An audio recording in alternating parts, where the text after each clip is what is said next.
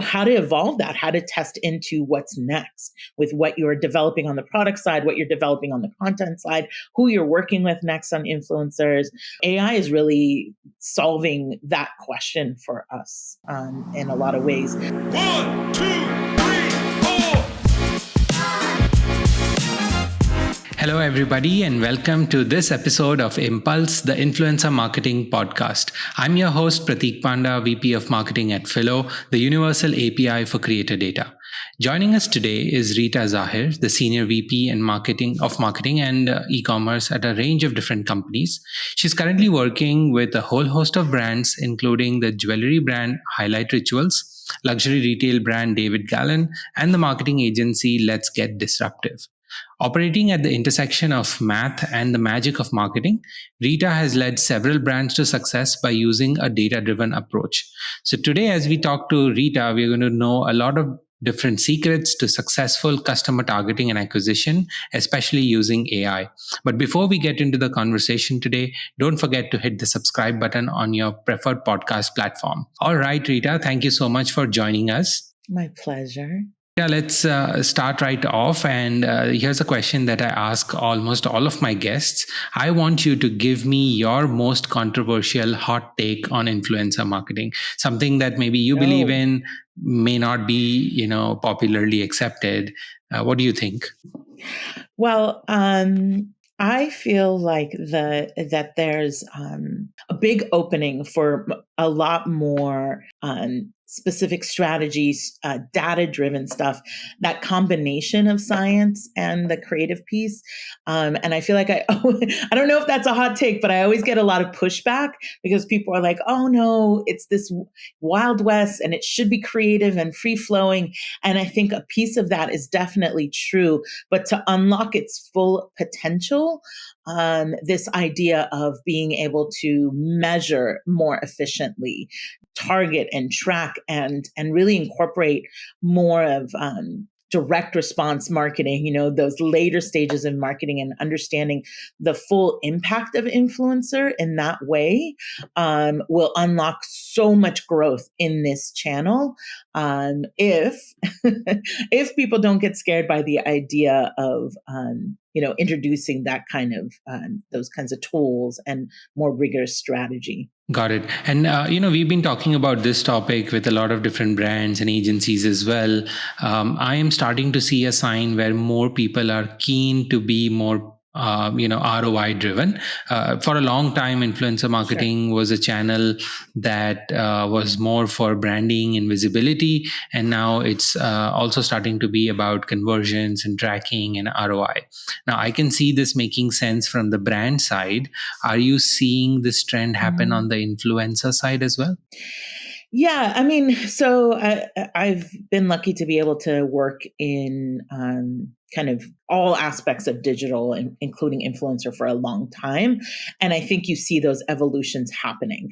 And when you work with creatives now, there is a lot more receptiveness to the idea of being able to understand the full value, whether that's at the brand level, the engagement, the reach, spreading the word of the brand, which also has KPIs, or that is further down the funnel in the performance piece, direct response, that kind of like return on ad spend as opposed to just eternal return. So I think people are starting to understand the more they can prove their value, the more they can continue to build their brand as an influencer, and the more money they can make and the more types of deals they can do and the more evolutions that they can create in their own personal brand, right? So you see that really happening. There was just a ton of pushback on it a couple years ago when you would say, well, we want to show the value, we want to show the effect, how it's increasing our engagement rates, how it's increasing our brand voice value and brand awareness, and those really more traditional brand marketing KPIs are being introduced and really accepted, I think, by the influencer community. It just took time. Makes sense. All right. I feel like you have a fairly busy life. You're at a busy agency. You're also helping a variety of different e-commerce brands get engagement interaction. What does a typical day in the life look like for Rita, and how do you manage all of this? Yeah, I think every day is different. It feels like, especially during holiday, it's pretty crazy. But I do spend a majority of my time with a couple brands, and Highlight, which is really early stage, just launched, online in August of this last year, is kind of been the more recent focus, because it's such a cool growth stage company, and it's got such an interesting, authentic voice and things like that.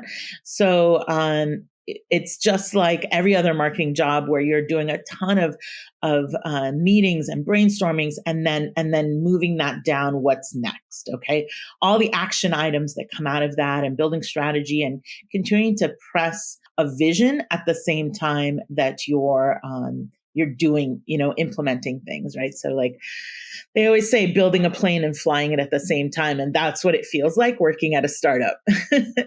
All right. I can totally, relate to that. Having done 3 startups in the past, Oh, yeah. You're always literally building the plane while you're trying to fly it You're as like, well. the wing fell off.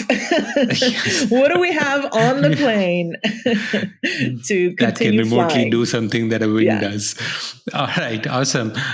See, you've described a little bit. Your definition of marketing has been a sort of a intersection of math and magic, right? And tell us a little bit more about that, right? It's very interesting. Of course, there's a creative angle to marketing, but what do you mean by that? Yeah. So I started out in a very creative side of marketing, content development, and writing, and that's kind of my background and focus, right?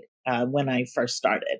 And then as I moved through marketing, I realized there was this what felt like inherent fiction between the creatives and the people who were like, this has to be a data-driven strategy, etc. And I realized pretty quickly that the real magic really lies at that intersection between the geek inside me, who is like, I love the idea of predictive behavioral models and first party data and third party data, and creating actionable insights.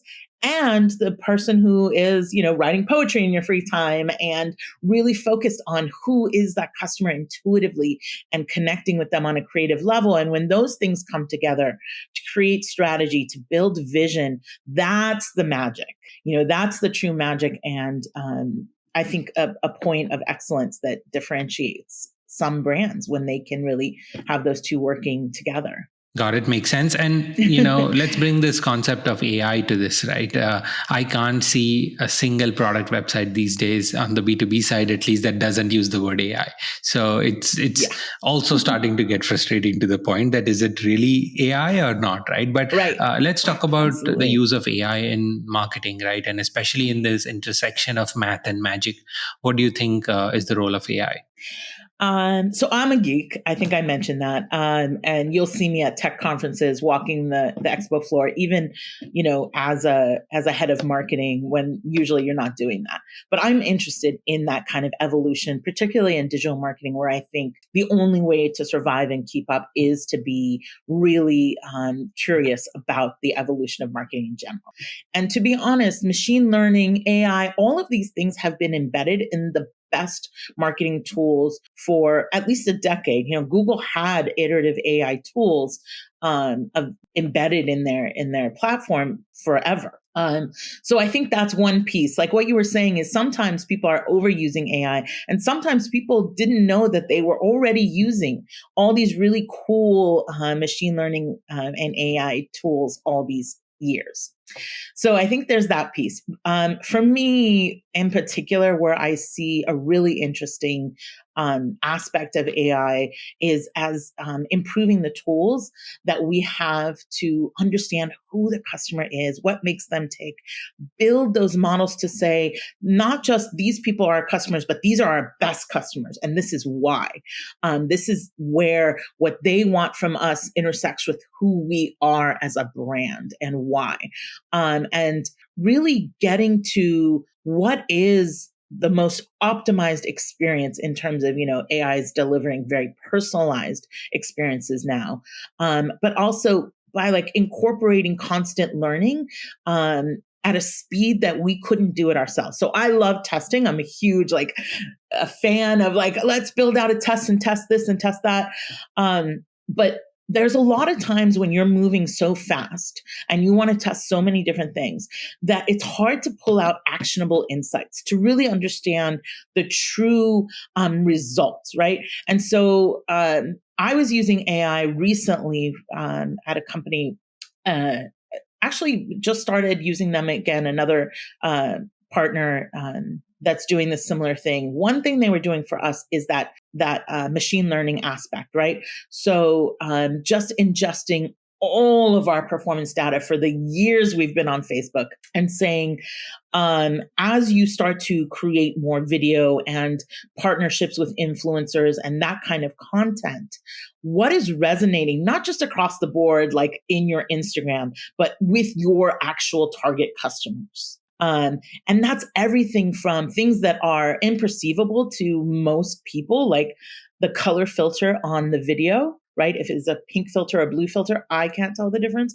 but the AI can, and over time tells you for this customer segment, they prefer a lighter filter. Crazy things that I wouldn't have thought to even test. It evolves, but it also evolves at what point the text should appear in the video with the influencer, right?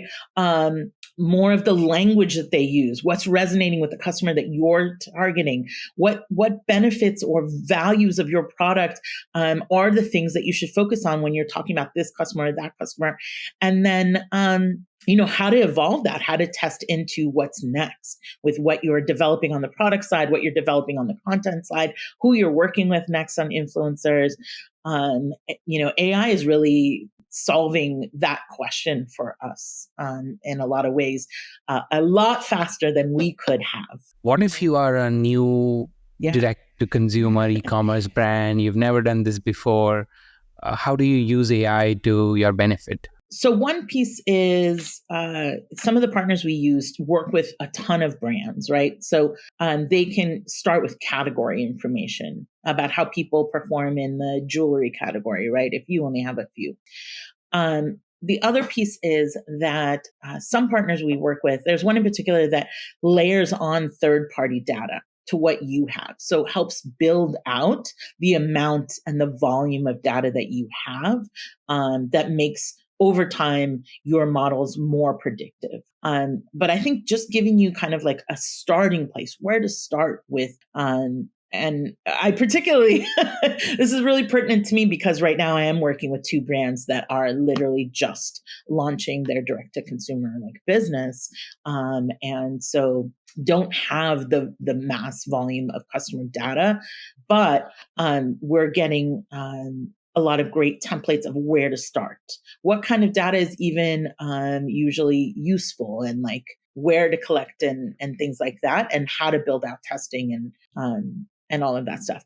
The other thing is once the AI understands who in general you're starting with as your customer target, it will often be able to use available data on the internet. You could feed it all your competitor sites, all of their social handles, and it will evaluate what posts are getting engagement, and it will it will propose why. After a certain volume of that, it's because it was using this language, or the text was at the bottom versus the top, or the text came at the very end of the video or the beginning of the video. All of those kinds of things, it can start learning from other data, right? Other players. I think that's important. Great. I think that's spot on. And, you mentioned a little bit about customer targeting as well. And what Mm. was the challenge with all the traditional methods? And if you're a new brand, you're a new direct to consumer brand, what's new about customer targeting strategies that you need to take care of? Yeah, I think there's over the last maybe year and a half, right? There's been so many changes in terms of all of the platforms, their policies, in terms of privacy and data collection, the tools that they're making available to you post iOS 14 or whatever, changes of what targeting you have available. Right. So it used to be really easy on a lot of the paid social platforms to target customers. And it's gotten a lot harder. And it's gotten a lot harder for tracking and retargeting, which was, just a cash cow for a lot of brands. So what we did is we also worked with a partner that I've mentioned that took our customer data. And I've worked with a lot of brands who have focused a lot on zero party data. So zero party is from surveys, quizzes, things that the customers have given you willingly. First party is from when they make a purchase, right? They give you their address and those kinds of data. And then third party, which could be from like credit cards and things that exist outside in the world. And built more predictive models for who the best customers are. Right. And it might be a lot of brands, especially early in their development, don't really know who their customer is. They've projected who they think it is or they want it to be. And they have some very soft customer profiles, archetypes, but I think the more tools you can use or the more information you have to build that out and build a real predictive model that understands your highest LTV customer. And then you could start to do like weighted CPAs, right? You could say, we will spend more to acquire this customer than that customer because their LTV is so high. Or you can start to do those really complex things later in your life cycle, right? But to start with, really layering on as much data as possible. So, for example, in Meta, you're uploading actionable seeds that perform really well. And so those seeds where we layered on the third-party data and we used the AI to create those predictive models, they perform so much better than anything we had done on Facebook, even prior to the changes, right? Even for last click attribution, we were seeing 50% increases in conversion rate. So like really targeting using data and a predictive model makes such a difference. Absolutely. And, as Phyllo, we've been working with, millions of data sets, right? I couldn't have said it any better, right?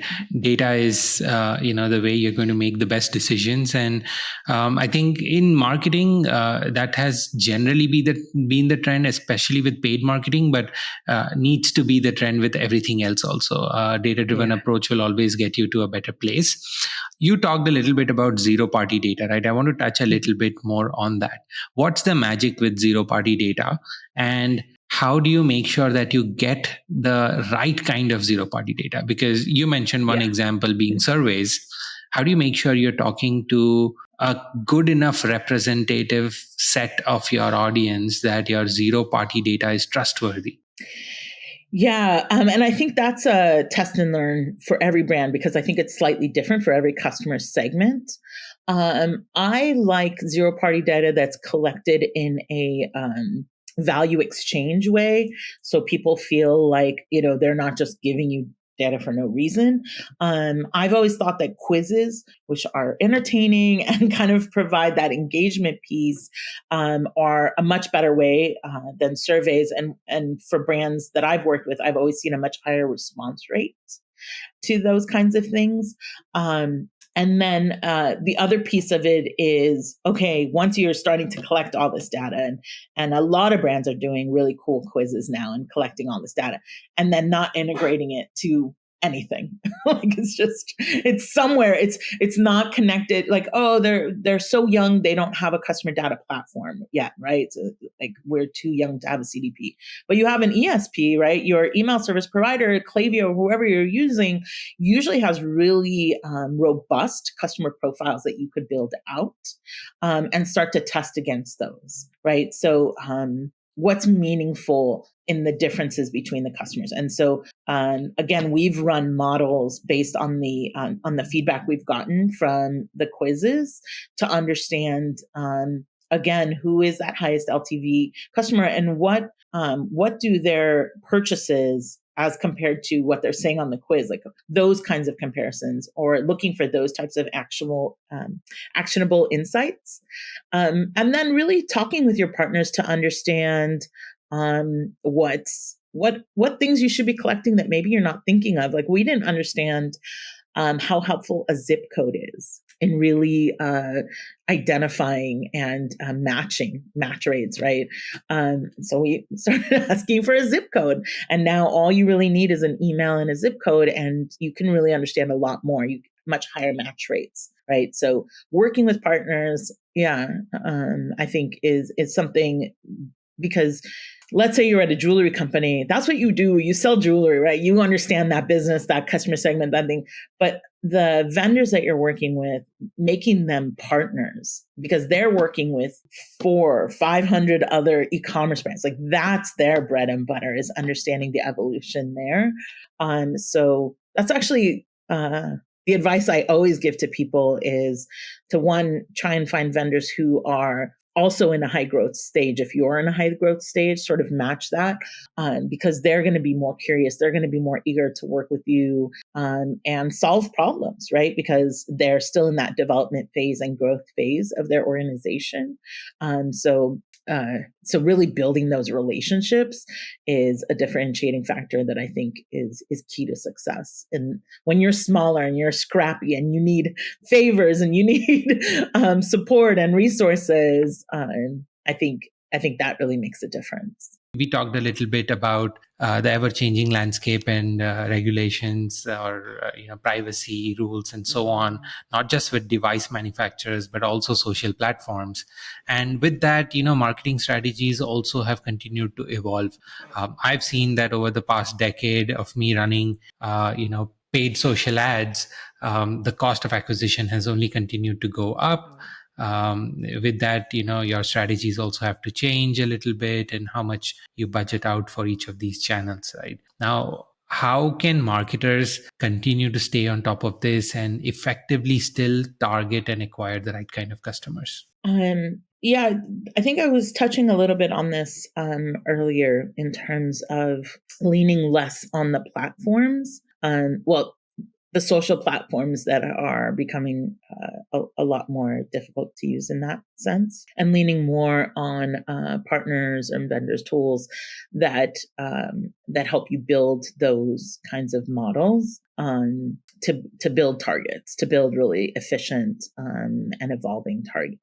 So for me, that's one piece. We've used a company called Genius AI to do a lot of that, whether it is ingesting all of our first and zero party data, or also layering on tons of third party data that's super valuable to create efficient and predictive models, as opposed to maybe some models that you feel like make sense, or interest based, or a lot of broad targeting that the Facebook guys are always loving to tell you, right? So I think that's one thing. The other thing is, particularly when it comes to the idea that paid social continues to get more and more expensive as it gets more successful, right? Like, it used to be that you could print money on Facebook and like all those things, but it became more competitive, and now that's happening with TikTok, right? And all of those things.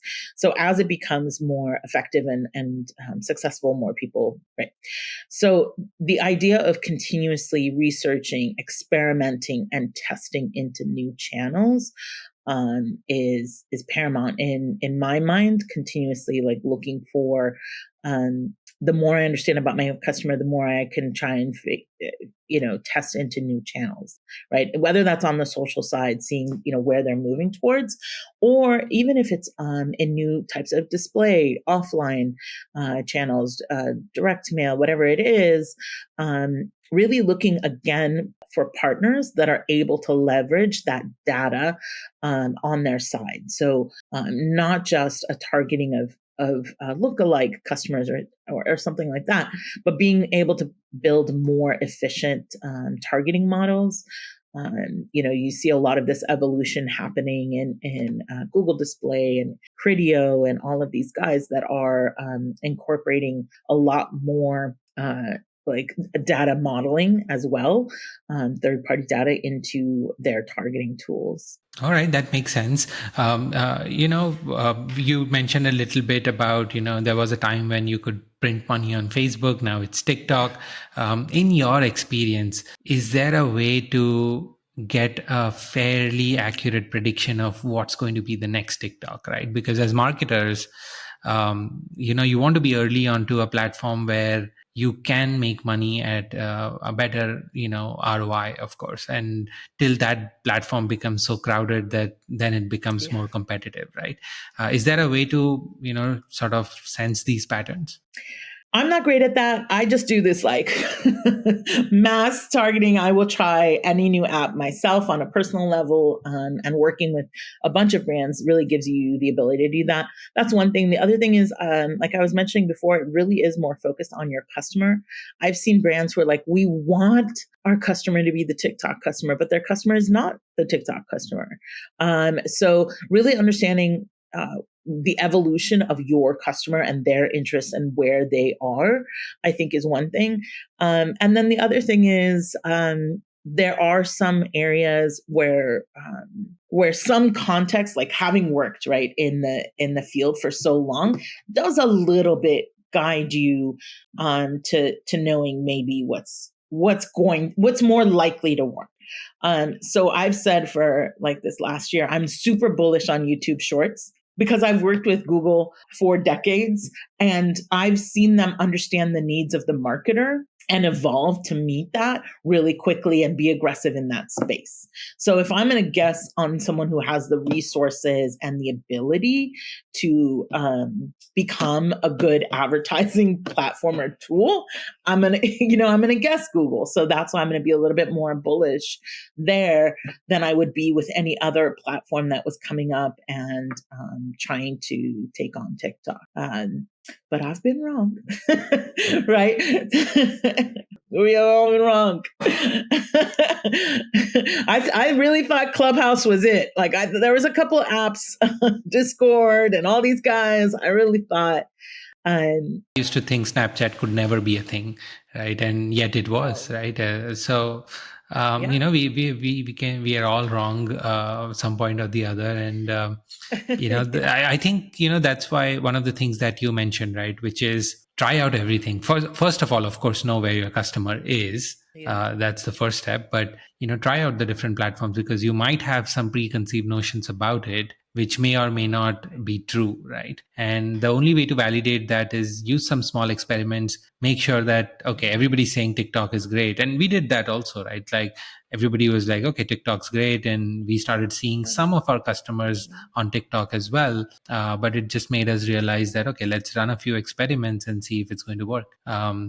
So yeah, and we figured whether you test whether the platform is going to work for you or not, and that settles the story right there without speculation. Yeah. Test and learn, and definitely prioritize based on your customer.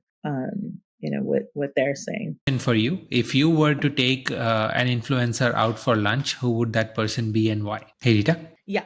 Okay. So I had a fun question for you. If you had the chance to take an influencer out to lunch, who would that person be and why? So over time, I feel like that keeps changing, right? But right now, like I really think, what's his name? Kabe Lame. I think he's super funny, like his facial expressions and all that. Although it might be a very quiet lunch, so he doesn't talk much. So I would maybe lean more towards Mr. Beast, one, so I could show off to my son, who is a big fan. But also, I just really, he's a huge fan, and I think the diversity of channels that he's been able to do is really interesting. But also how he's evolved his business and is now really focusing more on some of the areas that I think are really interesting, right? Not just influencer and content development, all those things, but also into tracking, right? And he just launched View Stats, that site for really understanding different YouTube channels and how they perform and things like that. And so for me, I'm like, okay, now it really aligns. I'd love to have some conversations and pick his brain over lunch. That's awesome. All right. So as we almost get to the end of the show, any last tips and advice for people who are just starting out in the field of influencer marketing, particularly? Yeah, I think influencer marketing is changing so quickly. You have to understand the brand and who you are. Really, truly define your brand voice and leverage that in building out influencer. I think people were really tempted to do things that were not their brand for a long time. I saw that and really made to feel like this is the only way you can do influencer. You have to just do mega celebrity influencer. You have to only do paid content. You can only do performance based. And that's not true, right? You can do all of it. You can test into all of it. And I definitely have and seen success from micro influencers that build like UGC style videos for you to, seeding celebrities like Taylor Swift and, Selena Gomez, right? Make a difference in influencer marketing. So I think if you're just starting out, really truly understand who your customer is, how they are influenced in general, like what kind of advice.